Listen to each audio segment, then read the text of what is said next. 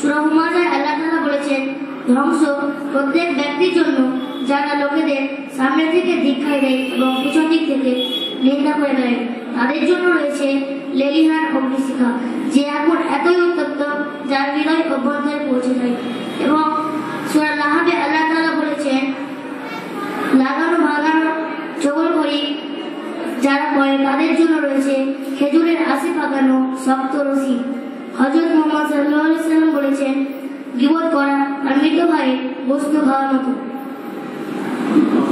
আচ্ছা, আমি যে